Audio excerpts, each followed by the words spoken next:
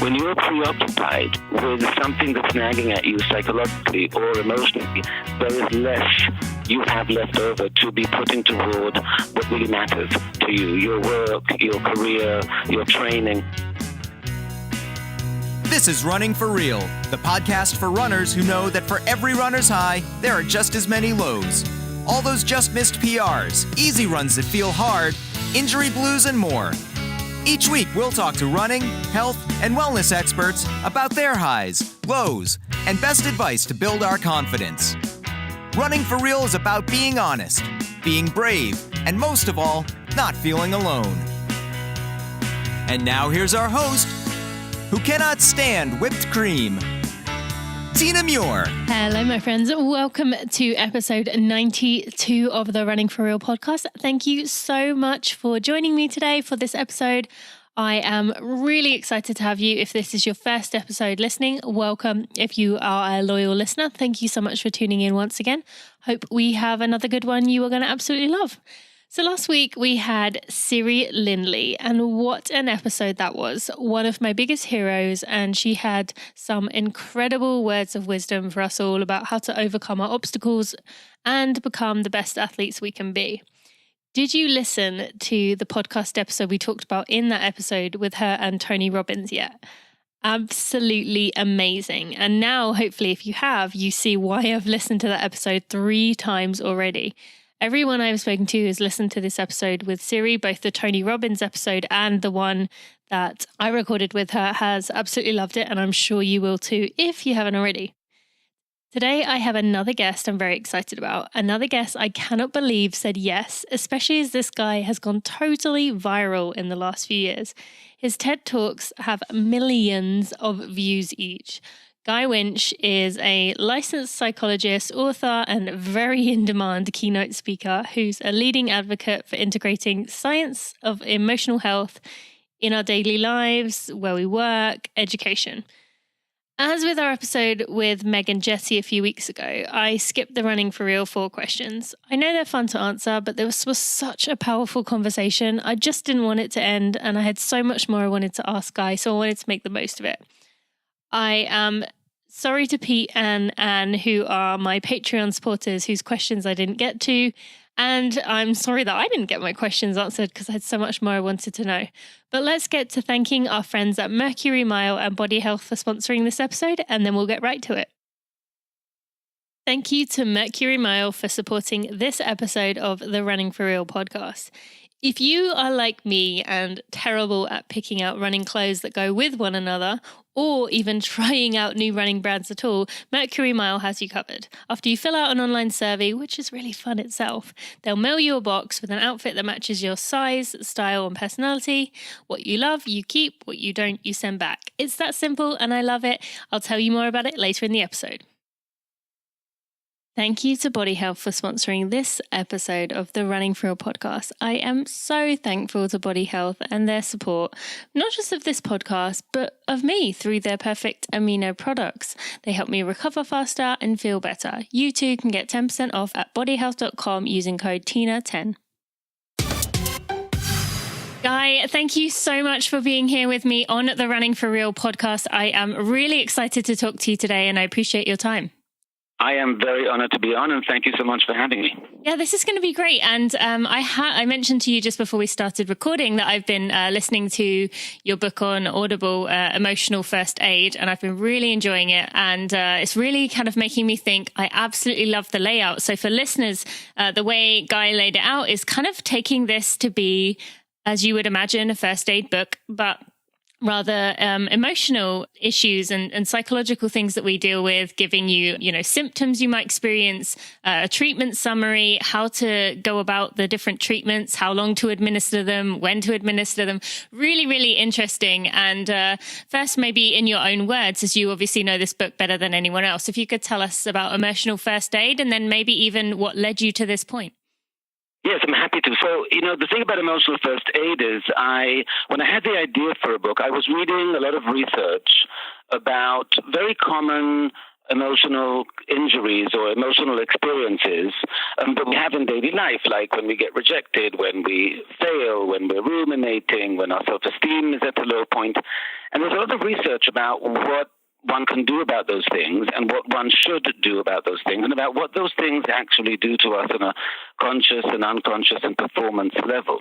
And struck me that, well, that there should be some kind of book about emotional first aid, much like there is about physical first aid, where people can know how to dress these kinds of wounds and address them rather than neglect them.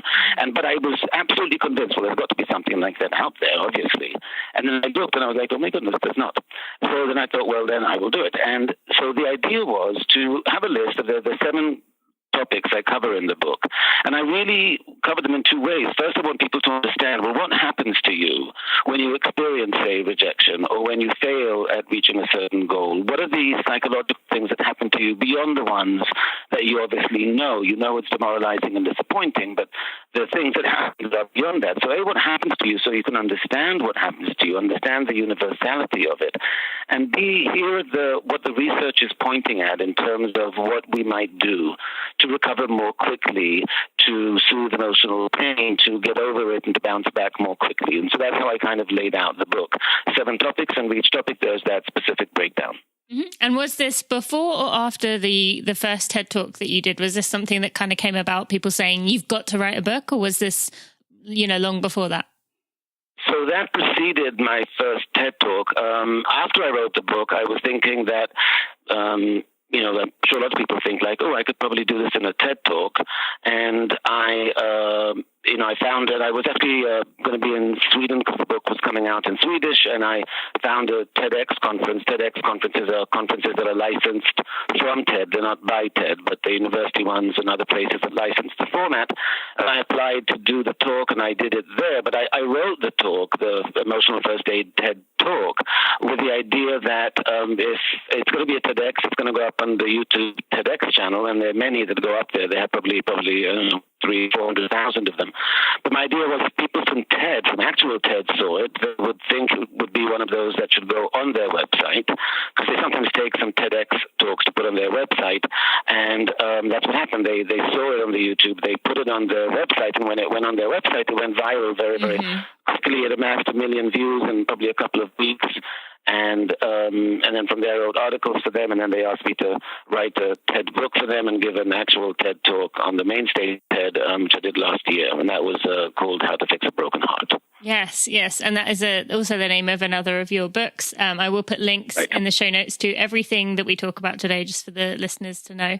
And so, okay, let's talk about like emotional first aid, or just dealing with these kind of psychological issues that we're struggling with. For people who are listening and thinking, oh, it's just exhausting to deal with this. Why do we have to kind of address this stuff? Why can't I just keep on ignoring it and just pretending, carrying on with my life?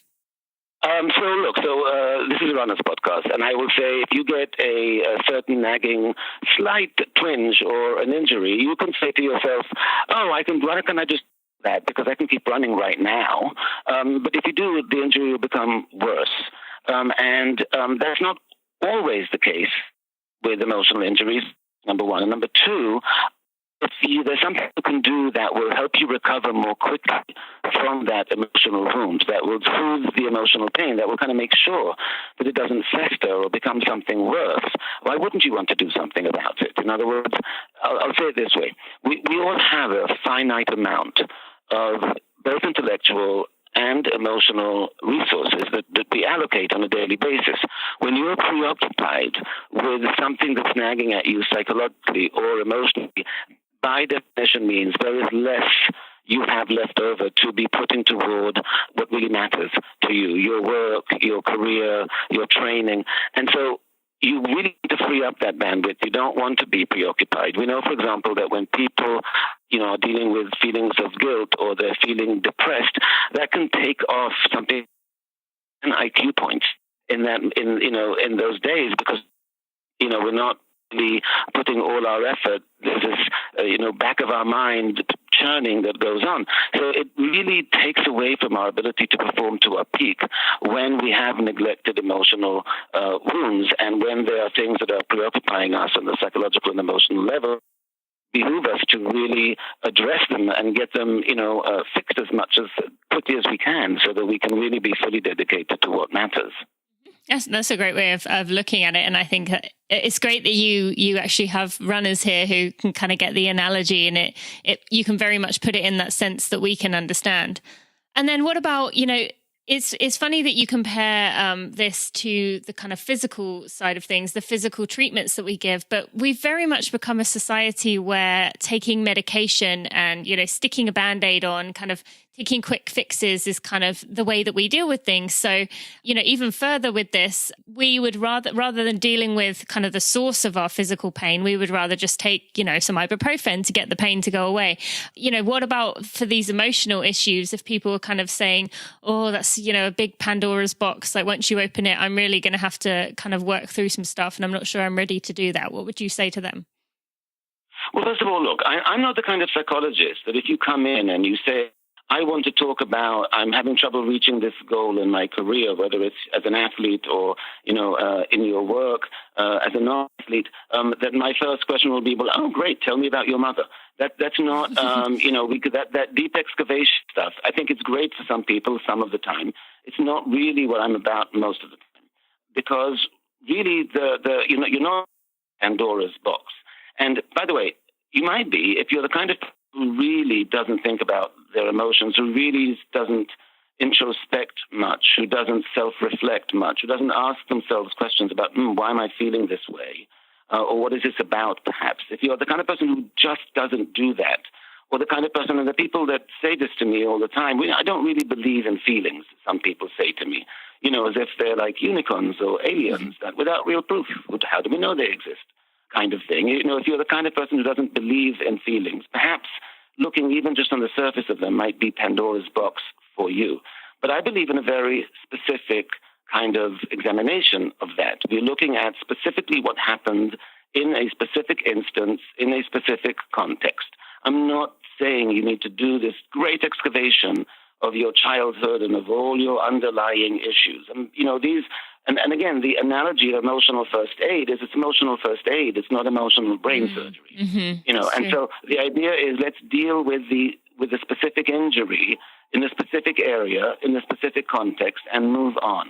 And in emotional first aid and in that kind of work, that's what I'm advocating. It's not let's open Pandora's box and delve into your deepest psyche. That's certainly not something you can do in a self-help book, nor in an individual session, and it's not something that I'm advocating. Mm-hmm. No, and that definitely comes across in the book. I absolutely love that it was very much kind of a case like in a first aid kit, you can just kind of go along and say, okay, I'm kind of struggling with, not being able to forgive myself. And then here is, what the section you can go to, the chapter you can go to. So I appreciate you explaining that, just because I know that's what a lot of people will come to if they do kind of, find it difficult to kind of address things that might be going on, even if they are thinking about them a lot. So when I reached out to you, you told me that you mostly say no to interviews, but you did say yes to this one. Now you run a little yourself, but what is it about, was it the running itself that caught your eye? What is it about this podcast that kind of made you think, actually, this would be a good audience to talk to? Okay, so first of all, I love running. It's my favorite sport as a participant and as observer. I've only actually attended the Olympic Games, as a spectator once when they were in London, and the only events I went to were the track and field events and the running events. The best ones. So number one, it's my favorite sport. So that did it. And I have an identical twin. I talk about him in that first TED talk that you mentioned about emotional first aid. And running has figured very prominently in his life as well as, and so for that reason, it was like, oh, well, it's running, and also you're a marathon runner. I mean, that's just just too up my alley to, it hits all my buttons. So I'm like, I'll definitely have to do this one. Yes. And I would love to go into kind of, you mentioned there about your twin brother, and it goes beyond just him enjoying running for what it is. Tell us about what happened with your brother when it comes to running, when he was battling cancer. So yeah, this is a little bit of a spoiler from the TED Talk, but he's my identical twin, and we've always been very, very close. And then he was diagnosed with non-Hodgkin's lymphoma, and given 5 to 10 years to live or something like that. And he was the kind of guy that he never ran. He was a dad of 2 young kids. He would once every couple of weeks go and play basketball for like 30 minutes or something. That was the extent of his athletic endeavors.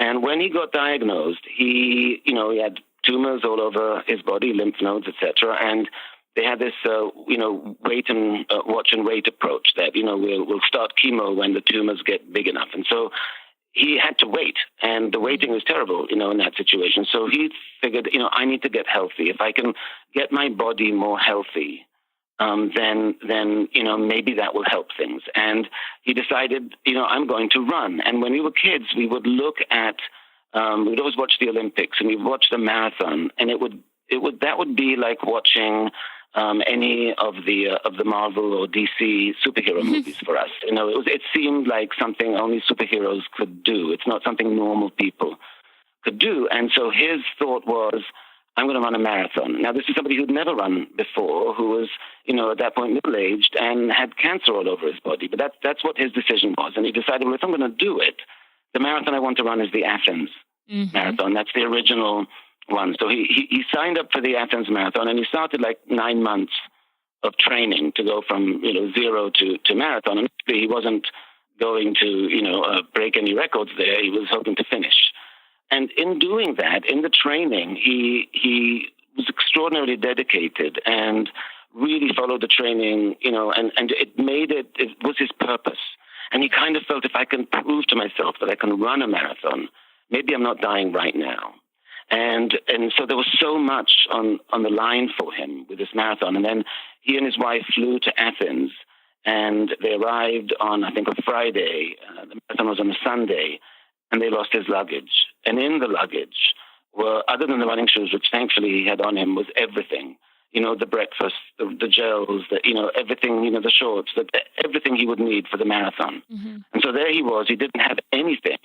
And the hotel felt so bad for him. And they told him they're not going to get the luggage in time. So he had to spend the day before running around Athens shopping for everything. And the hotel felt so bad. They said, look, we want to try and give you a perk. And the only perk we can give you is to give you a pass to be with the elite runners. Oh, cool. And so there were 5,000 people in that marathon. There were however many buses. And my sister-in-law has this all on video. You see the day of the marathon, the elite runners bus arrives and the doors open and the athletes come out. And it's basically Kenyan, Ethiopian, middle-aged white guy, Kenyan, Ethiopian. And everyone is looking at him. All the elite runners are looking at him like, who is he? We're not familiar. Is he ranked? Like, where did he come from? That's funny. So they were really trying to wrap their head around who is this person who's with us. But it was a great gesture, and he was able to finish, and his time I think was 4 hours and something. But he was able to finish, and when he finished, you could see in the video he crosses the finish line and just burst into tears because it was so symbolic for him. And this was 14 years ago. And so he's still alive, he's still well, he still runs, he's done 5 marathons. And he attributes running to the thing that's kept him alive. Oh, that's amazing. Thank you so much for sharing that story. And thank you to him for allowing you to share it. And I'd imagine that kind of whole journey to getting there showed him that he felt that his body was kind of not failing him, but it was kind of having a hard time. And being able to do this was him kind of taking back that control and saying, my body's stronger than I thought it was, or it thought it was, and it can get through this stuff. Do you think there was any part of that with that? I think it was. I don't think so. That's what he would talk about all the time. He would say, my body is incredibly strong. My body can run marathons. Therefore, my body can beat cancer, and therefore my body can really survive. And I'll tell you one other thing that was incredibly useful. He had regular blood tests, right, because he was being monitored all the time. And there were times the blood tests came back poorly, and his doctor said, I think we need to start chemo now. And he literally said to her, no, we don't, because I can tell with my running that my times aren't dropping. And if my body were really going into that state where we needed to start chemo, I would see a difference in the training. And if I'm not seeing a difference in the training, I want to redo the tests.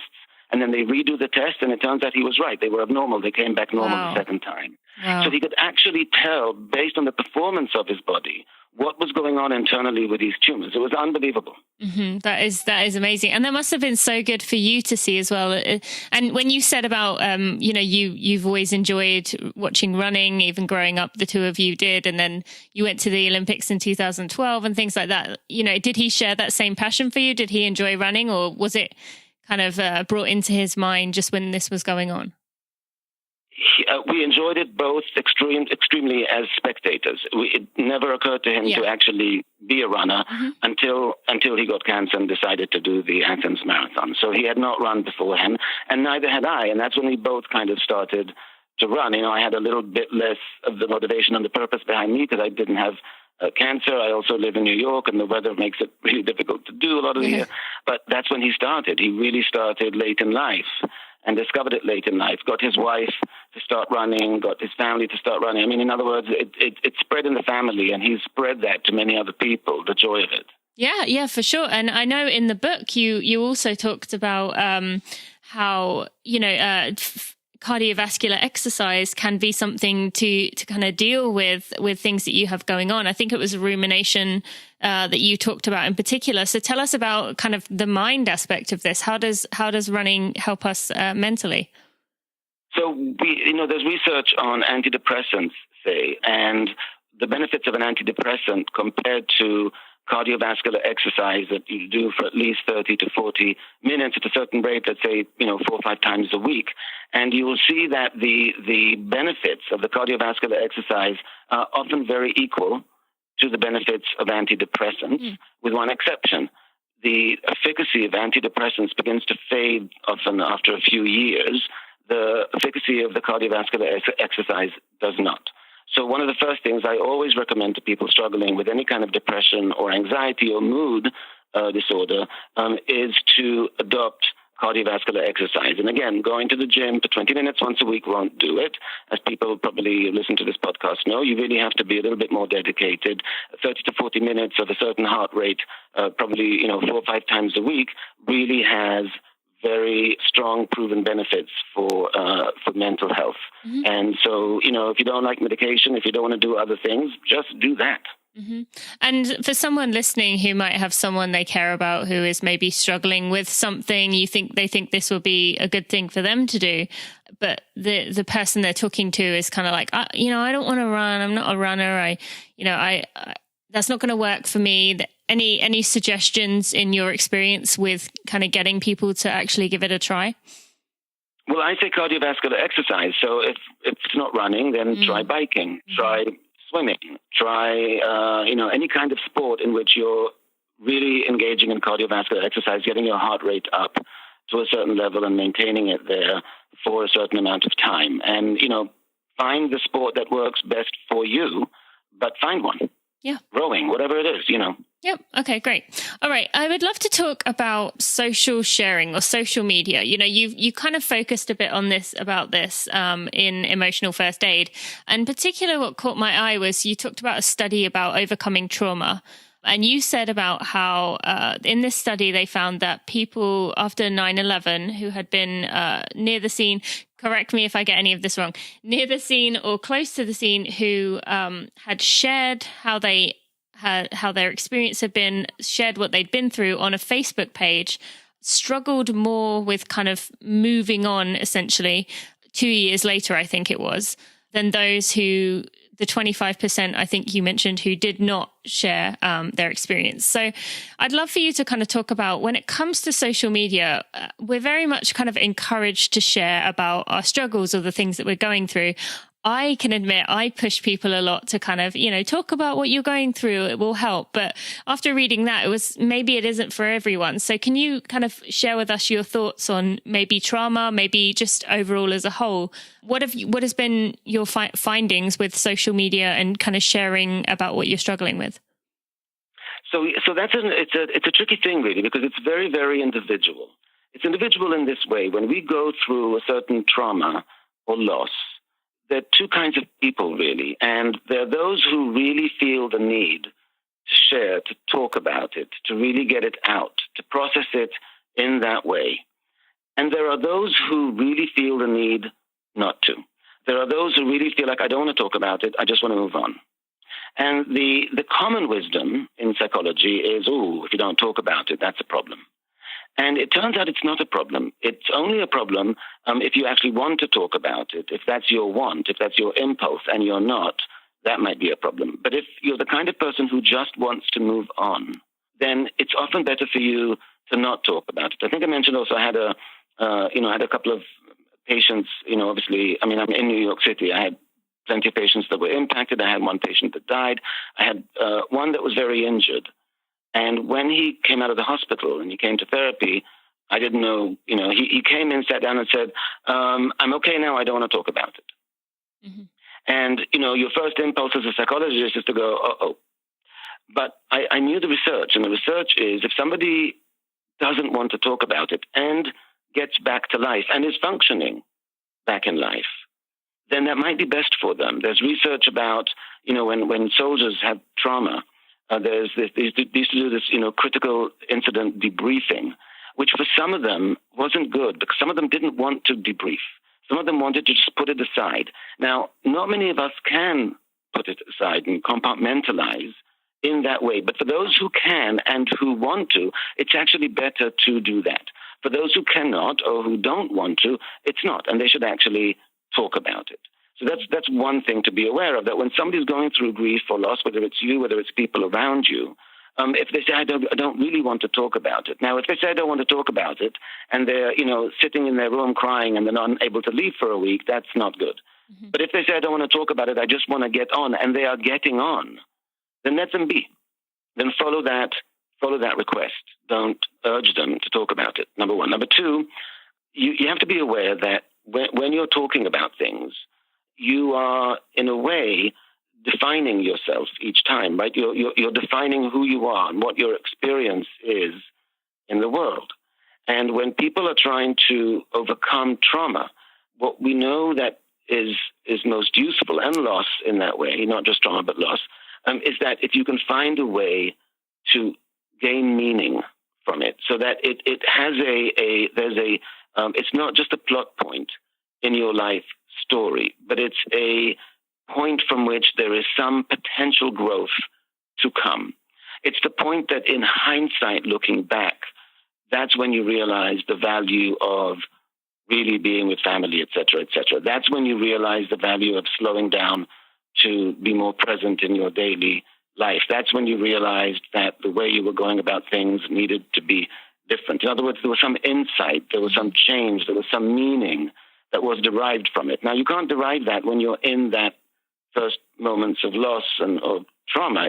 That comes within the steps of recovery. But I'm saying there that the way you talk about things, the way you share things, and again, maybe not in the first few moments, but thereafter, should be, in a way, also an exploration of where is the meaning that I derive here? How do I find a way to place this in my life narrative, mm-hmm. so that there was some kind of growth that I can derive from it, some kind of benefit that can come from this terrible thing. Mm-hmm. Okay. That makes a lot of sense. And actually, even on a smaller scale, things that kind of go wrong, if you can find something that, not necessarily a silver lining, but something that you learned from it, it does often help with kind of easing it. And I'm fortunate enough to have not been through too many, serious traumas, but I knew that was something that some of our listeners have struggled with over time, be it grief, be it something happening. And I just wanted to kind of go over that. And, when it comes to, let's just talk a bit more about social media in general. there's all this kind of information coming out now about how damaging it can be. You know, you talked in the book about how essentially lonely we feel within our day-to-day lives. And in your opinion, has social media been kind of a good thing for us overall to feel more connected to more people? Or is it, you did talk about having those meaningful relationships. Kind of talk to us about what your findings have been with regards to kind of social media being the main form of communication most people have nowadays. So look, it's very interesting with social media. It's an evolving medium, and we're evolving how to use it. And there are so many studies going on now about social media and its impact in all kinds of ways. What we know so far, roughly, in broad strokes, is this. It's a tool, and it depends how you use that tool, and it depends when you use that tool. We know that in most social media, if we're talking about Facebook, Instagram, YouTube, whatever, in most of it, what people put forward is their best selves. They're, here are the good vacation photographs. I'm not giving you a picture of how dumpy the hotel room looked, but look, the pool was nice. Yes. Or here's not, I'm not going to show this video of my child having a meltdown in the parking lot of the supermarket, but here they are smiling in the cart. And so it's highly curated. We all know that in general. Now, when we're feeling bad, we're feeling depressed, we're feeling lonely, we're not feeling good, and we go on and we just surf and just look in a passive way at other people's feeds, then what we see is, well, everyone around us seems to be so happy, and we're not. And that will make us feel worse. And people, when they are upset or distressed or sad or depressed or lonely, tend to be more passive. They tend to, they're not up for much. And so they just, with their fingers, they keep like scrolling past, and everyone's smiling, and everyone's together, and everyone's this, and everyone's that. And it makes us feel much worse. And so it's the passive use in times of emotional distress that is problematic. What we also know is that active use is much less problematic. In other words, if when you're feeling isolated or lonely, you're going on and you are looking at your friend's posts, but you're not just liking, you're commenting, oh, wow, that looks like you had such a great time. I hope to see you soon. I miss you, that kind of thing. Or you post something that is like, oh, sitting here remembering the time that we did blah, blah, blah. That allows you to engage with other people in a more active way, and it's limited how much you can do that on social media, but in a more active way, then we tend to not feel that bad. And so if you're using social media to engage with people, then it can be useful when you're feeling bad. If you're just using it to observe the fabulous lives of everyone around you but you, it'll probably make you feel worse. So that's one thing. Second thing is, we often can use it as a crutch, so that I don't need to call Sally or Dan or Howie because I can see what they're up to, so I don't really need to call them and say, hey, what's going on? Let's catch up. And so it can take away a little bit the need to have more direct contact, even if it's by phone, even if not in person. And that's something we need to be aware of, that it's not a substitute for in-person contact, that we shouldn't rely on Facebook or Instagram or whatever the social media medium is, and to therefore feel like, oh, we don't need to reach out, we don't need to connect in a more personal way, because that's what's making us feel lonely and disconnected and isolated, that other people's lives are like stories and movies that we're viewing and watching, but we're not really participating sufficiently in. So the reaching out part is really important. And I do want to say one thing here, that when we're feeling lonely, specifically, we have to be very careful about how we reach out. Because when we're feeling lonely, we're feeling very raw emotionally. And we're probably feeling neglected by our friends. And we're probably feeling that our friends don't really care enough about us. And so the way we might reach out might be a bit of a miss in terms of coming across as a little too resentful or self-deprecating, like, oh, I know you're too busy for me, but I wanted to see if that's not a good opening. Or why haven't you called me is not a good opening. And so we need to reach out in a way that's actually inviting. And here, there's something really stupid that I believe in, but I think it's very, very useful, and that's emoticons. Yeah. Because add a smiley face to the end of it. And if there's a question, if that can be read a certain, because you might intend it to read a certain way, but it can be read a different way by the other person. So, I haven't seen you in 2 months. You're thinking in your head, you're saying it with a smiley kind of lilt in your voice, but they're reading it as, I haven't seen you in 2 months. So add a smiley face and make it a positive reach out. Make it inviting to the other person. Oh my goodness, I miss you. We must have coffee soon. When are you free? Is much better than, I'm sure you don't have time, but if you do, maybe we can perhaps meet for coffee. No. So be when you're reaching out and you're feeling lonely, be careful. Use the electronic communication to read it over, add, smiley faces, whatever the emoticons are, to make it inviting for the other person. You're much more likely to get a positive response if you do that. Absolutely. Oh, everything you said there is so good. And I definitely recognize parts of myself in each of that, be it, kind of when I'm feeling a bit down, what do I end up doing? Scrolling, but never actually liking anything or commenting on anything, because I'm kind of like exactly what you said. And with your second point about kind of myself, I definitely struggle with that with my friends in particular. My close friends will say, oh, well, I know everything that's going on with you. And I'm like, I don't know anything about what's going on with you, because, I obviously put all my stuff on social media and people read it. But and then I might make some kind of, maybe it's slightly aggressive remark, like you mentioned there, about kind of not speaking to them. And one way for me I found quite helpful is maybe either like taking a photo of something either they bought for me or something that reminds me of them, or like playing a little clip of a song or something that is kind of brings a positive memory back and might kind of, remind them that I'm saying this in a positive way. And I've been trying to help myself do that rather than being, like you said, I know you're really busy right now, but when you have time for me, I'd love to chat, kind of thing. So thank you for mentioning that, because I'm sure everyone listening in some way kind of resonates with a lot of that. And okay, so I want to move on now. Just when it comes to let's talk about conflict for just a second there. A lot of this in the book is kind of talking about wanting to kind of resolve things that are bothering you, and maybe you need to address it with someone in your life who is important to you. But something that, I know that I struggle with, and I know a lot of other people struggle with it because they've mentioned it to me in the past, is maybe you want to resolve something with someone, be it a friend, be it a family member, but that person kind of shuts you down and says, I don't want to talk about this right now. I just need to move on. So we talked earlier about the kind of person who says, I just want to get on with my life.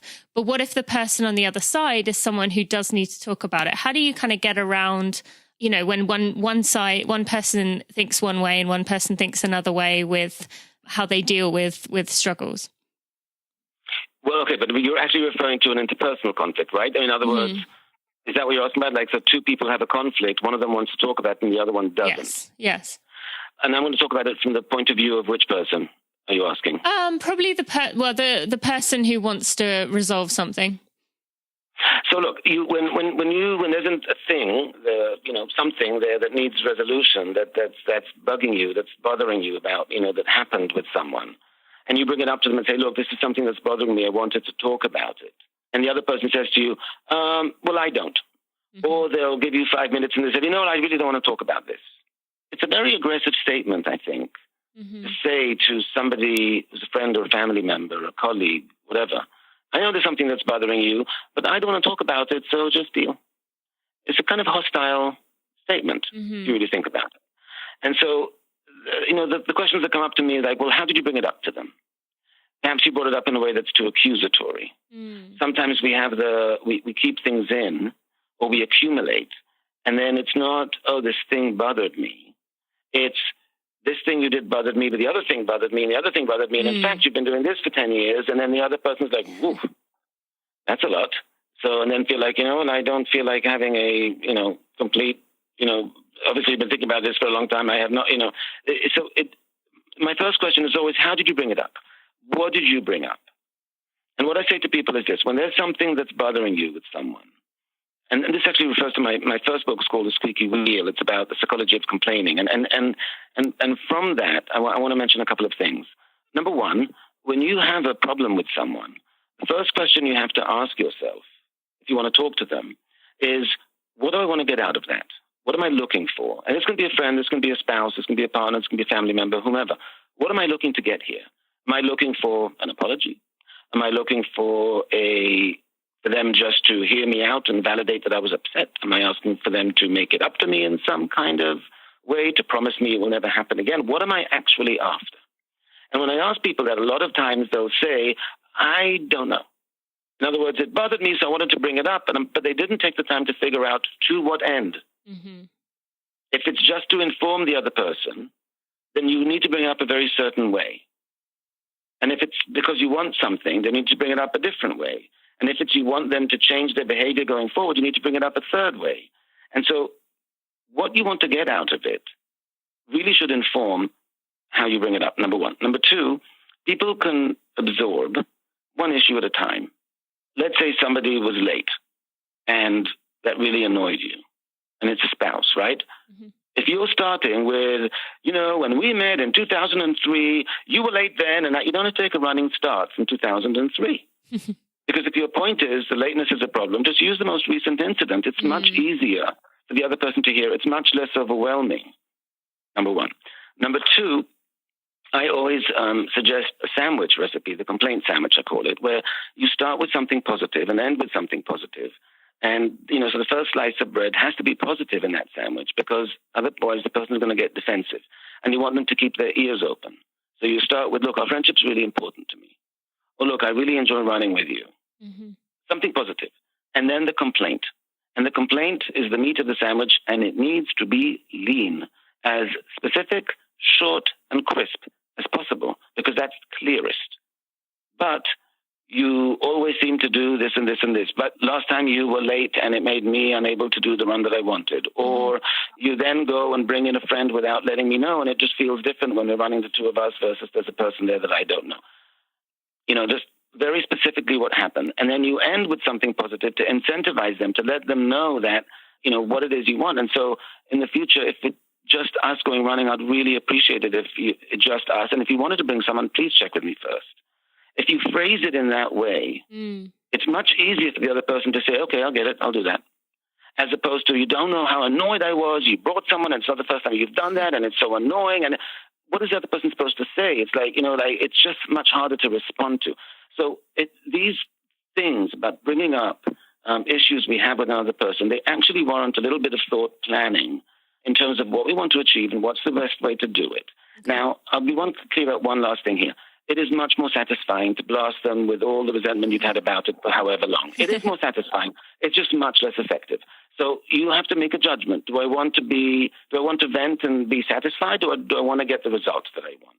And if it's about getting the result you want, then you need to put aside some of that visceral joy of blasting the other person when you think you're right, and do it in a way that's more strategic but more likely to get you what you want. Okay, that's great. Thank you so much. That's really helpful, because I think that's very much that whole, is it the battle of the war kind of thing? So I appreciate you sharing that. All right, let's run through a few runner scenarios that people might go through and maybe struggle with. Let's start with when you're injured. We talked about grief and trauma earlier briefly, but it can feel a bit like that, like you've lost someone, especially when someone has been, training hard. They've given up a lot within their social life and their, emotional health, everything. They really have given up and suddenly got injured, but feel a bit silly for feeling that way, particularly when talking to non-runners who kind of say, just get on with it. What would be your advice for people who do kind of feel that real sense of almost depression when an injury strikes or maybe a bad race happens? Okay, well, those are different things. Okay. Because here's the thing with the injury. When the injury, it means you're sidelined for a bit. And hopefully not too long, but it means you're sidelined for a bit. And what's difficult for runners there is that, running is a big part of your identity. Yep. It's a part of what defines you. It's a part of, it makes you feel like you. And then you don't get to do it for however long. And that's very difficult. It's like anyone who has a passion and you take away their passion, they're going to feel a significant loss, even if it's temporary. And so it's not just the identity part. It's a social thing. It's the cardiovascular benefits of it. It's these goals that you've been training toward. Most runners are training with certain goals in mind that now get delayed, postponed, or shelved entirely.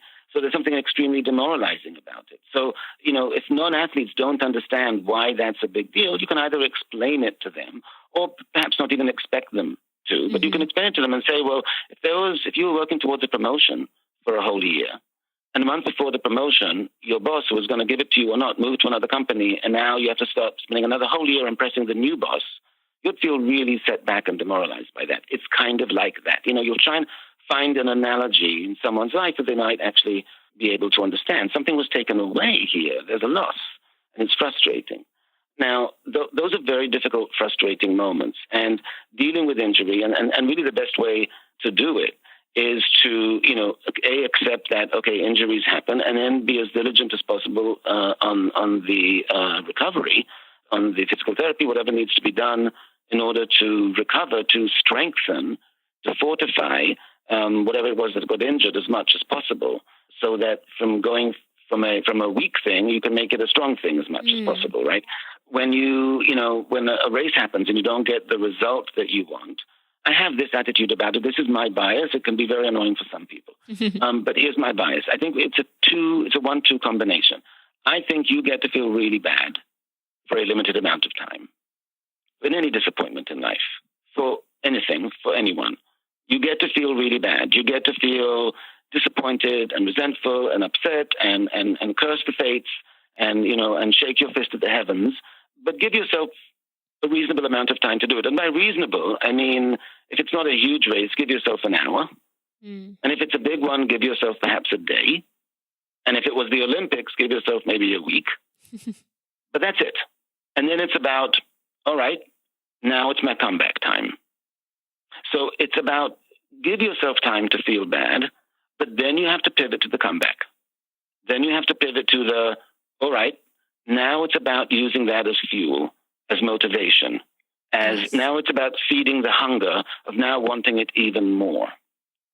So you do need to be able to express the bad stuff, the disappointment, all of it, but you can't wallow in it. You shouldn't wallow in it. Give yourself, and I literally, when I'm saying give yourself an hour a day, what have you, I'm being literal. Decide, okay, I'm giving myself an hour to feel bad. Decide, okay, I have till tomorrow. I'm going to feel miserable today, maybe get roaring drunk, but tomorrow, new beginning. Like literally give yourself the cutoff time that you think is reasonable and enjoy the wallowing while you have it, but pivot when that time is up. I love that. That's really helpful and very distinct so that people can actually put this into practice. And just one other thing related to that, you have a whole chapter on rumination. We've talked about that a few times in this interview so far. For the listeners, I would absolutely recommend this book for so many reasons, but the rumination chapter particularly spoke to me a lot. But you also had a piece of advice, I think it was in maybe the forgiveness chapter on about writing a letter to yourself. If you are struggling with kind of rumination over a bad race, would writing a letter to yourself, essentially giving yourself a pep talk, be a good idea in this kind of situation? Or what if someone does find themselves ruminating on this race and that, the hard deadline you just said about is past and it just keeps coming back to, oh, well, if only I had, taken that gel at mile 19, I wouldn't have, blown up 2 miles later. What if they seem to be stuck on it, weeks, months later?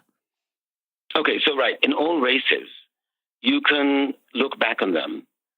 And by the way, you can look back on the ones that went well as well and probably find the areas where you could have maybe done differently and better. But yes, but if it really stings, the result you didn't reach and all of that, then if only I would have taken that gel, if only I would have pushed myself that extra, because once I would have passed that person, I would have been, that motivation would have had me, you can go through it all. And that is ruminative, because rumination by definition means that you are thinking about something that's distressing in a way that you are no longer gaining any insight from it, any takeaways, any new perspectives that might be useful. It's not you're looking back and making a list of, okay, here's what I need to do differently in my next race. It's like just replaying that moment. If I just stopped, and then you envision having done that and what would have happened, and then you go back to not doing it, and then you envision having done it this way. And here's what rumination does. Every time you have that thought, what you're doing is, and I call that chapter in the book, picking at emotional scabs. Yes. That's what you're doing. You're picking at the scab. If you think back on a time you had a physical injury, on a time that you pulled a muscle and it was terribly painful, one thing will not happen in that memory. Your muscle will not hurt from thinking about it. Won't happen with physical injuries. If you think back on an emotionally distressing time of any kind, you will begin to feel emotionally distressed. It will reactivate it. You can think back on a time that was really sad, really aggravating, really this or that, and you'll start to feel those feelings. And that's a difference between the emotional and the physical injuries. The emotional ones easily get reactivated, easily. Now, it won't last as long, and hopefully you'll be able to shake it off. But you have to be aware that when you're ruminating, you are making yourself distressed over and over by reliving that moment, by reliving that loss or the disappointment. You are actually putting yourself through it over and over and over again for no good reason. You are flooding your body with stress hormones. You are deepening the emotional connections in your brain between that moment and feelings of loss and, being angry with yourself or being disappointed or being whatever. You're strengthening emotional connections that you actually don't want to strengthen in your brain.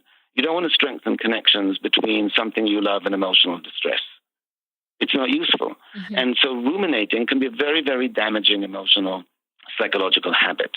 And to the extent that you're thinking back in order to figure out, okay, I need to plan my gels differently, or, okay, what can I say to myself in that moment where I was trying to pass and I just gave up?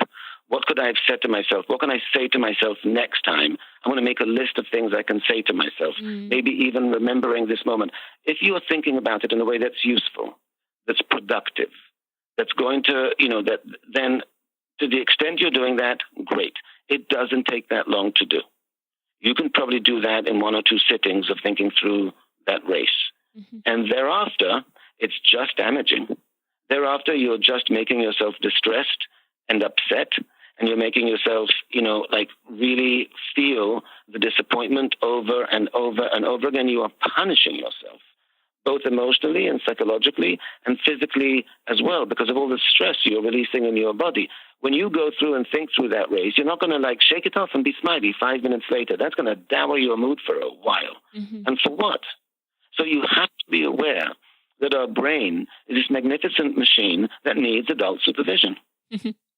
We can't just let it wander. We can't just let our mind wander and do things on its own that are damaging to us. We have to take over and go, no, not really thinking about that again, because I've already figured out what I need to figure out from it. Here are my list of my takeaways. I'm going to remind myself what they were.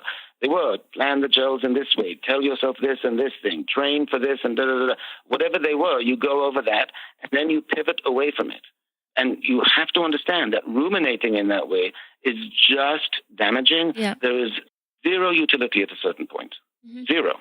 Yeah. And then should you add on kind of some things you did do right to kind of remind yourself of, okay, you didn't do this right and this is what we're going to do next time. But remember, you did get this right and you did get that right. Does that help as well? Yes. And I think when you're thinking, but that's in terms of thinking about the race rather than the moment. Okay. Right? If you're thinking about the race in general and it was all disappointing. I mean, because look, you set the goal to do this, to improve your time. And you didn't improve your time. And you trained for 6 months just to be able to improve your time, and you didn't get a best time. And that's terribly, terribly disappointing. It's useful to think about, well, what did I do right in that race, number one? And let me think back to 3 years ago where I would have killed to have this time and how far I've come. So, yes, it's good to put it in perspective. The thing about running is, and especially when you're competitive, no one wins all the time. You need to have a way of dealing with the losses, dealing with the disappointments that allows you to learn from them what you can and move on as quickly as possible. Yes. Because the one thing about running is there's always another race to look forward to. Absolutely. And that's what you should be focusing on. Mm-hmm. I love that. Thank you so much. That's what I'm always telling people every day almost. All right. Finally, just to wrap up here, one more question. I was hoping to go into this a bit more, but I just want to get one question in about this. With regards to, we just talked about injuries or friends who had a bad race. For someone who maybe had a good race, but one of their good friends did not run well, you had a whole chapter on guilt, which again, another chapter people listening, I would think you will absolutely love. But just for someone who, you kind of talked about how we almost end up avoiding people, or people end up avoiding us because of guilt, because we don't want to kind of, for someone in this situation, maybe they had a good race, but they feel bad about, talking about their race, and they don't want to make the other person feel bad because maybe they were injured or maybe they had a bad race themselves. So what would you just like to kind of finish up saying to people if they themselves had a good situation, but their running friend isn't in a good situation, but they don't want to kind of rub it in their face? Yeah, it's awkward, right? And it also depends a little bit on the person who didn't have a good race, on their level of just general graciousness in the world, because there's some people who don't have a good race and can come up to you and go, I'm so excited for you, that was great, good for you, and be very gracious about it. And there's some that can go, oh, good race, and then go in the corner and sulk, and clearly they don't want to talk to you right now. Mm-hmm. And so take your cue from that. So if somebody really looks like they don't want to be around you because they're just feeling bad, give them their space.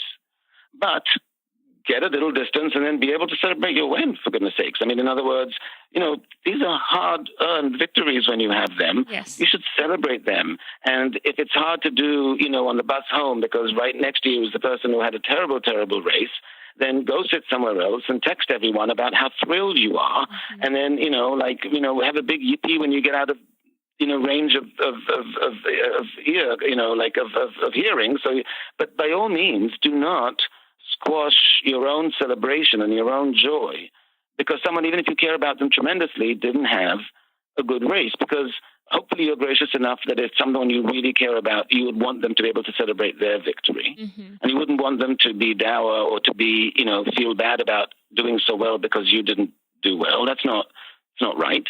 So, don't put it in their face. But if you want to put it on social media, feel free to put on social media how happy you are. It's up to them to not look at the page because they'll know you'll be doing that. That's their judgment. That's their call. You don't need to think for them.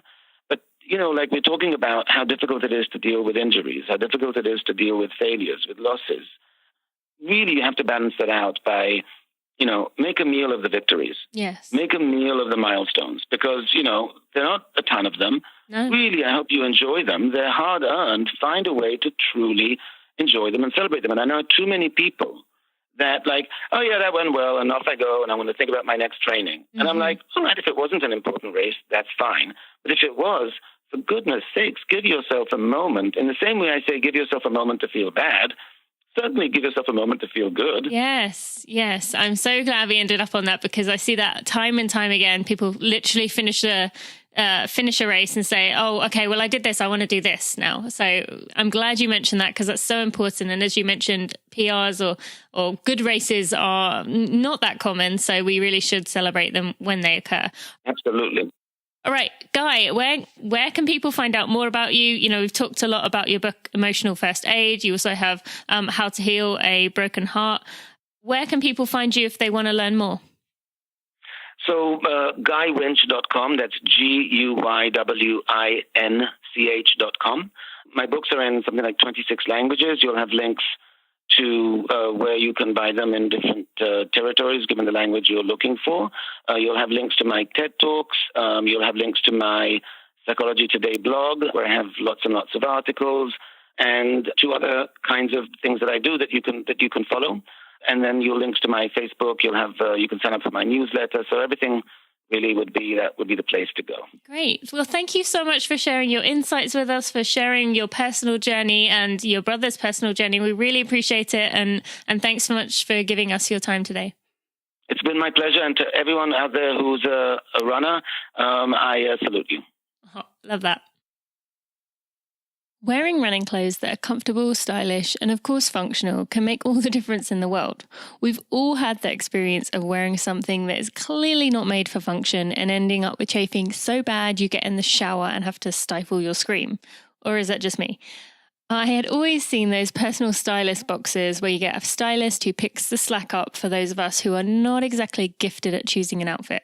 But there was one problem. They were all for people who, well, look stylish, like they belonged on a TV show in New York. Except I don't wear those clothes, as they may look nice, but just being real, I'm never, rarely going to wear them. Activewear, I live in it. Mercury Mile fixed that problem, and all you do is fill out a 10-minute survey all about your style, how loud you would like your clothes to be, your struggles with running clothes, brands you like, brands you don't like. It's a fun survey to fill out, and at the end, your personal stylist will send you a box of running clothes to wear. The items you love, you keep. The items you don't, you send back. And then they charge you for what you kept. It's that simple. Running for Real fans can get $10 off your first box using code TINA10. And this is the perfect gift for runners in your life, with a reassurance that they're going to love it because running clothes are chosen for them and matched for them. Or if this is you, let this part of the podcast play on repeat with your loved one in the room until they get the hint. Go to mercurymile.com and remember to use code TINA10 for $10 off. I love it and you will too.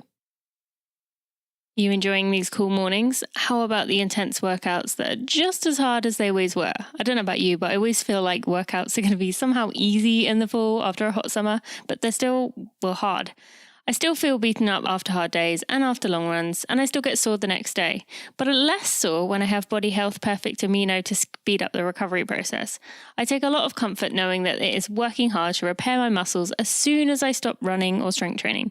Then I can eat my meal, my usual 25 minutes later to fuel up again. I wish I could say I used that time to stretch, foam roll, do mobility and rehab, but let's be realistic. That doesn't always happen. Usually I'm jumping in the shower and trying to get clothes on before Bailey starts crying, or I have to do something else on my list. At least I know Body Health Perfect Amino has my back right from the stop of my watch. If you don't believe me, you can try Body Health Perfect Amino with 100% money back guarantee. So if you don't like it or you can't see a difference, you can get your money back. Use coupon code TINA10 for 10% off everything at bodyhealth.com. And if you aren't a fan of the tablets, they also have Perfect Amino XP powder, and there's a new mixed berry flavor to try. Remember, code TINA10 will get you 10% off at bodyhealth.com. My friends, if you have a minute and you could leave a review on your favorite podcast player, Apple Podcasts, aka iTunes, Stitcher, Overcast, Pocket Cast, Spotify, or whatever else podcast player you use to listen to this podcast, or if you would subscribe to this podcast, you will help me get out in front of new runners to make our tribe even bigger and even better.